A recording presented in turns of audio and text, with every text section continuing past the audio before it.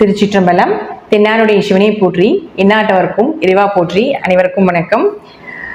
இப்போ நாம மிதுன ராசிக்கு உண்டான ஜனவரி மாத பலன்களை பத்தி நம்ம பார்க்கலாம். அதற்கு முன்னாடி நம்மளுடைய சேனலை சப்ஸ்கிரைப் பண்ணிக்கோங்க. பெல் பட்டன்ல ஆல் அப்படின்னு சொல்லக்கூடிய பட்டனை கிளிக் பண்ணிக்கோங்க. நம்மளுடைய சேனல்ல நிறைய பரிகாரங்கள், ஆன்மீகம் சம்பந்தப்பட்ட விஷயங்கள், ஜோதிடம் சார்ந்த விஷயங்கள் எல்லாமே கொடுத்துட்டு இருக்கிறோம். அதையும் பார்த்து நீங்க பயன்பெறுங்கள். இந்த மாதம் மிதுன ராசியை பொறுத்த வரைக்கும் பாத்துட்டீங்கன்னா, உங்களை ஆளக்கூடிய கிரகம் யாரு அப்படின்னு பாத்தீங்கன்னா புதன் தான். அவர் இது உங்களுடைய ராசி 1 4 குடையவர் புதன். இந்த புதன் எங்க இருக்கார் அப்படின்னு பாத்தீங்கன்னா, உங்களுடைய ராசிக்கு 6ஆம் வீட்டுல இருந்து கடன், நோய், வழக்கு, வம்பு வழக்குகள், பிரச்சனைகள், மனக்குழப்பங்கள், உத்தியோகத்துல வேலையில பிரச்சனைகள் இதெல்லாமே கொடுத்துட்டு இருந்தார் அப்படிங்கிறது தான் உண்மை. டிசம்பர் மாதம், அதுவும் ஜனவரி மாதம் பாத்தீங்கன்னா 4ஆம் தேதி வரைக்கும் இருக்கு. அதற்கப்புறம் பாருங்க, உங்களுக்கு 7ஆம் வீட்டுக்கு வருகிறார். நேரா உங்க ராசியை பார்ப்பார். நேரடி பார்வையாக ராசியை பார்க்கிறார். அப்ப ராசி அதிபதியும் 4ஆம் அதிபதியும் 7ஆம் வீட்டுக்கு வரும் பொழுது வீடு, மனை, சொத்து சுகங்கள், வண்டி வாகனங்கள், யோகங்கள் இதெல்லாமே ஏற்படுத்தி கொடுப்பார். ஏதாவது புதுசா வாங்கலான் இருக்கீங்க, வீடு கட்டலான் இருக்கிறீங்க, ஒருத்தர் போய் சந்திக்கலான் இருக்கீங்க, பார்ட்னர் போட்டு தொழில் பண்ணலாம் அப்படின்னு இருக்கீங்க, அதற்குண்டான பேச்சுவார்த்தைகள் நடத்தலான் இருக்கீங்க அப்படின்னா இந்த 1 4 தொடர்பு ஏற்பட்டு 7ஆம் இடம், அதாவது கேந்திராதிபதிகள் கேந்திர ஸ்தானத்தில் வருகிறார்கள். எப்பொழுதுமே அந்தந்த ஸ்தானாதிபதிகள், மறைவு ஸ்தானாதிபதி மறைவுல இருக்கணும், யோக ஸ்தானாதிபதிகள் யோகத்துல இருக்கணும், அதே போல கேந்திர ஸ்தானாதிபதிகள் கேந்திரத்துல இருக்கணும். இப்போ 1 4 கேந்திர ஸ்தானாதிபதிகள் கேந்திரத்திலே வருகிறார்கள். அப்போ இது எப்படி இருக்கும் அப்படின்னு பாத்தீங்கன்னா, இது ஒரு யோகத்தை கொடுத்துட்டு தான் போகும். நீங்க எதிர்பார்த்த விஷயத்த செஞ்சுட்டு தான் போகும்.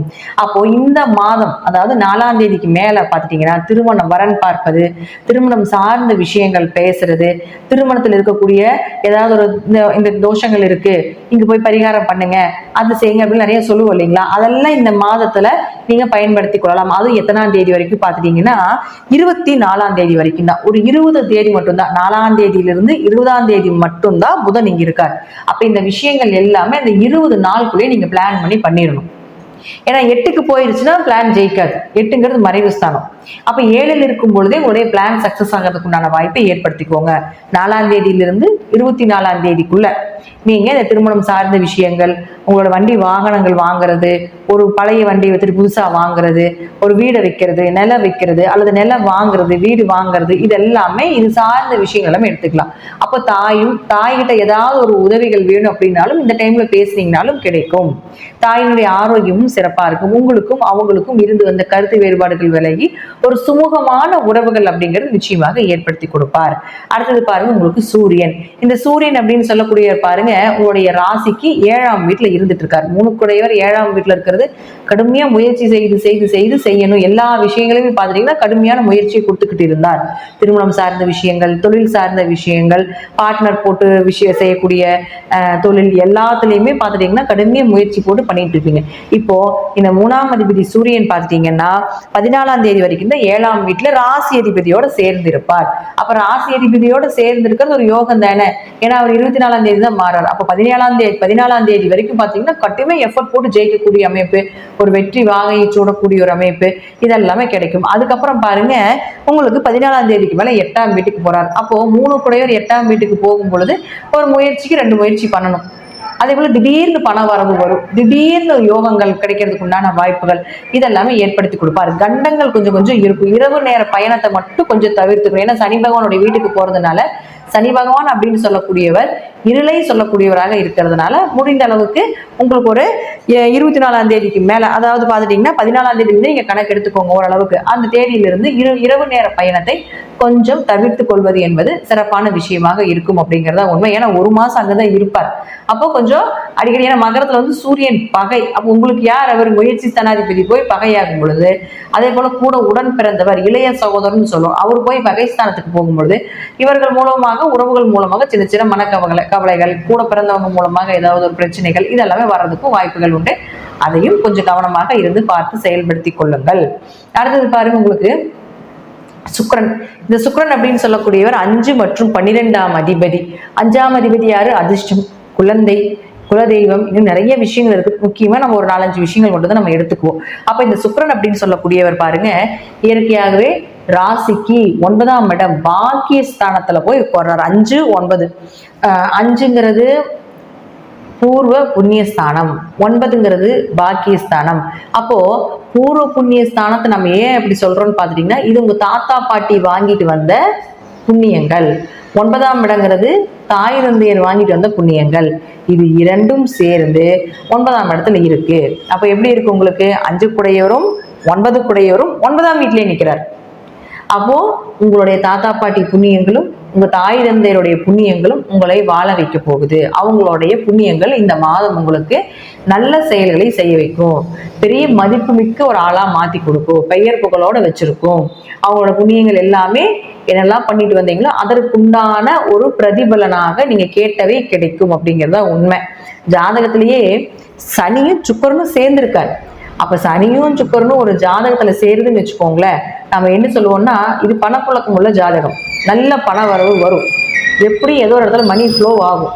அது எந்த இடத்துல இருக்குதோ அவர்கள் மூலமாக வரும் அப்படிங்கிற அமைப்பு உண்டு. அப்ப இது 9ஆம் இடத்துல போய் இந்த மாதம் முழுவதும் இருக்கு. அப்போ உங்க தந்தை மூலமாக, பூர்வீக சொத்து மூலமாக, நீங்க படித்த கல்வி மூலமாக வருவதற்குண்டான வாய்ப்புகள் உண்டு.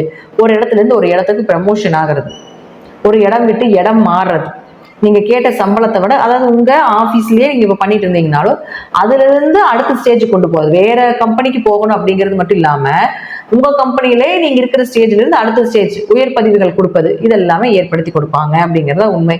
9ஆம் இடம் தொடர்பு, 12ஆம் இடம் தொடர்புங்கிறது 12 அப்படிங்கிறது நம்ம எடுத்துக்கணும். 12ங்கிறது பயணம், வெளியூர் வெளிநாடு பயணங்கள். 5ங்கிறது குடும்பம், குடும்பத்தோட சேர்ந்து எல்லாம் சுற்றுலா பயணம் போயிட்டு வர்றது, இன்ப சுற்றுலா போயிட்டு வர்றது, இதெல்லாமே இந்த மாதம் மிதுன ராசிக்காரர்களுக்கு ஏற்படுத்தும். அதுவும் பாருங்க, யாராவது வந்து நான் படிச்சிருக்கிறேன், நான் வெளிநாட்டுக்கு வேலைக்கு போலான் இருக்கேன், இல்லை என் கம்பெனியை வெளிநாட்டுல அனுப்பலான் இருக்குது அப்படின்னா அதெல்லாமே இந்த மாதம் நடப்பதற்குண்டான வாய்ப்புகள் உண்டு. அல்லது நீங்க அதை பத்தி பேசலாம். பேசினீங்கனாலும் இது உங்களுக்கு கிடைக்கிறதுக்கு உண்டான வாய்ப்புகளையும் ஏற்படுத்தி கொடுக்கும். சனி சுக்கிரன் வந்து ஜாதகத்திலே ரொம்ப டல்லா இருக்காங்க, பண சார்ந்த விஷயத்துல வந்து ரொம்ப டல்லா இருக்காங்க அப்படின்னா ஒரு சில காம்பினேஷன்கள் இருக்கு ஜாதகத்துல. இந்த காம்பினேஷன் இருந்ததுன்னா உங்களுக்கு பணம் வரும், இந்த காம்பினேஷன் இருந்ததுன்னா உங்களுக்கு பணம் வராது, பண தடை இருக்கும் அப்படிங்கிறது சில சில விஷயங்கள் இருக்கு. அப்போ இந்த சனியும் சுக்கிரனும் வந்து பணத்தை கொடுக்கக்கூடிய ஒரு காம்பினேஷன். அப்ப நம்ம ஜாதகத்துல அந்த அமைப்பு இல்லைனாலும் இதை பண்ணுங்க, இந்த தெய்வத்தை வழிபாடு பண்ணுங்க, இந்த முத்திரை யூஸ் பண்ணுங்க, இது போல சில பிராக்டிக்கலா நடக்கக்கூடிய ஒரு விஷயங்கள் சொல்லுவோம். அதெல்லாம் பண்ணும்போது உங்களுக்கு மணி ஃப்ளோ ஆகும். ஆனா மிதுன ராசிக்கு இயற்கையாகவே இப்ப இந்த மாதம் முழுவதும் எல்லாத்துக்குமே அங்க அப்படித்தான் இருக்கும். மிதுன ராசிக்கு தந்தை மூலமாக பண வரவு கிடைக்க போகுது. அதுவும் 5, 9 கூடியவராக இருக்கிறார். நல்ல ஸ்தானாதிபதிகள் சேர்ந்து நல்ல ஸ்தானத்தில் இருக்குது. அப்போ எதை கேட்டாலும் கிடைக்கும். தெய்வ அனுகிரகம் நிறைய இருக்குங்க. நல்ல குரு அமைவாங்க, உங்களுக்கு நிறைய அட்வைஸ் பண்ணுவாங்க. உங்க வாழ்க்கைக்கு என்ன தேவை அப்படிங்கிறது இந்த மாதம் முழுவதும் யாராவது வந்து வாண்டடா வந்து சொல்லிட்டே போவாங்க. இது பண்ணுப்பா, அது பண்ணுப்பா, உங்களுக்கு தெரியாத விஷயங்களை எல்லாத்தையுமே சொல்லி கொடுத்துட்டு போவாங்க. இதெல்லாமே இந்த மாதம் நடக்கும். அது நீங்க மேஜிக்கா இருக்கும், பாத்தீங்களே உங்களுக்கு தெரியும். அடுத்தது பாருங்க, உங்களுக்கு 12ஆம் அதிபதியாக இருக்கிறதாலும் பயணங்கள், அதிக பயணங்கள் பண்ணக்கூடியது, கணவன் மனைவிகள் ஒற்றுமையா இருக்கிறது, அந்யூன்யமா இருக்கிறது, இதெல்லாமே ஏற்படுத்தி கொடுப்பார். நிம்மதியான தூக்கங்களும் உண்டு. அடுத்தது பாருங்க, உங்களுக்கு ஜாதகத்துல 6 மற்றும் 11ஆம் அதிபதினு சொல்லக்கூடிய செவ்வாய். இந்த செவ்வாய் உங்க ஜாதகத்துல வக்கரத்துல இருக்கிறார். வக்கரத்துல வந்து 21ஆம் தேதி வரைக்கும் வக்ரகதி. 21ஆம் தேதிக்கு மேல மறுபடியும் உங்க ராசிக்குள்ளே என்ட்ரி ஆகிறார். அப்போ 6க்குடையவர் 2ஆம் வீட்டுல வக்கரமா இருக்கும் பொழுது வேலை சார்ந்த பிரச்சனைகள், லாபங்கள் சரியா இல்லை, எவ்வளோ வந்து நம்ம பணம் போட்டாலும் வந்து லாபம் வரமாட்டேங்குது, என்ன இப்படியே போயிருமா அப்படிங்கிறது எல்லாமே அது இருக்கு. ஒரு 20ஆம் தேதி வரைக்கும் இருக்கும். 20ஆம் தேதிக்கு 21ஆம் தேதிக்கு மேல நீங்க பாத்துட்டீங்கன்னா உங்களுடைய 6ஆம் அதிபதினு சொல்லக்கூடிய செவ்வாய் வந்து லக்னத்துக்கே வருகிறார். அப்ப 6க்குடையவர் லக்னத்திற்கு வரும் பொழுது வேலை வாய்ப்புகள் நிச்சயமாக ஏற்படுத்தி கொடுக்கும். புதுசா வேலை தேடுறவங்க, நான் சொல்லியிருக்கேன், ஒரு இடம் விட்டு இடம் மாற வேண்டிய ஒரு சூழ்நிலைகள் வருதுன்னு சொல்லியிருக்கிறேன். அப்ப 6ஆம் அதிபதி வேலையை சொல்றோம். அப்ப 21ஆம் தேதிக்கு மேல 6ஆம் அதிபதி லக்னத்துக்கு வரும் பொழுது வேற ஏதாவது புதிய வேலைகள், புதிய வேலை சார்ந்த விஷயங்கள், ஒரு இடம் விட்டு மாறுறது, வெளிநாடு வேலைக்கு போறது, அல்லது இந்த வேலை எனக்கு சேலரி ரொம்ப கம்மியா இருக்கு. ஒரு சிலர் கேட்பாங்க, நான் இப்ப போயிட்டு இருக்கிற வேலை எனக்கு பிடிச்சிருக்குங்க, ஆனா சேலரி அதிகமா கொடுக்க மாட்டேங்கிறாங்க, நல்ல சேலரியோட வேணும், என்னோட உழைப்புக்கு உண்டான விஷயங்கள் அங்க நடக்க மாட்டேங்குது, ஒரு பாராட்டு கிடைக்க மாட்டேங்குது, அதே போல என்னோட உழைப்புக்கு உண்டான ஒரு நல்ல பண வரவை கம்பெனியில கிடைக்கல அப்படின்ட்டு இருக்கு, நான் இன்னொரு கம்பெனி இதை விட எனக்கு நல்லா கூப்பிடுறாங்க, இல்ல அடுத்த கம்பெனிக்கு நான் இதை விட நல்ல லாபங்கள் இருக்கக்கூடிய கம்பெனிக்கு மாறலான்ட்டு இருக்கிறேன், இதெல்லாமே செய்யலாமா அப்படின்னா தாராளமாக செய்யலாம். இந்த மாதம் அதற்குண்டான வாய்ப்புகள் உண்டு. ஆனா ஏதாவது ஒரு கடனோ, ஒரு நோயோ, ஏதாவது ஒரு வம்பு வழக்குகளோ தேவையில்லாம கொஞ்சம் மன உளைச்சல்களோ ஏற்படுவதற்கும் வாய்ப்புகள் உண்டு. 11ஆம் இடம் அப்படிங்கிறது பார்த்துட்டீங்கன்னா உங்களுக்கு அவரும் செவ்வாயாகவே வர்றதுனால அதிக லாபங்கள் கிடைக்கும், ஆசைகள் எல்லாமே நிறைவேறும், இன்பச் சுற்றுலா சென்று வரக்கூடிய ஒரு அமைப்பு, எங்க போனாலும் பெயர் புகழோடு இருக்கக்கூடிய ஒரு அமைப்பு, இதெல்லாமே ஏற்படுத்தி கொடுத்து விடுவார் அப்படிங்கிறது முற்றிலும் உண்மை. நம்ம முதல்லயே குரு பயிற்சி, சனி பயிற்சி இதெல்லாமே நம்ம கொடுத்துருப்போம். அதே போல பார்த்துட்டீங்கன்னா இந்த குருவும் வக்கரத்துல இருக்கிறதுனால 12ஆம் வீட்டுல தேவையில்லாத சில மருத்துவ செலவுகளோ, தேவையில்லாத ஏதாவது ஒரு சுப செலவுகளோ, சம்பந்தமே இல்லாம கையில் இருக்கக்கூடிய பணம் விரயம் ஆகிறதோ இதெல்லாமே நடக்கும். இதெல்லாமே கொஞ்ச நாளைக்கு தான். ஏன்னா வக்ர நிவர்த்தி அப்படிங்கிறது பிப்ரவரி 4ஆம் தேதியோட வக்ரம் நிவர்த்தி ஆகிறார்.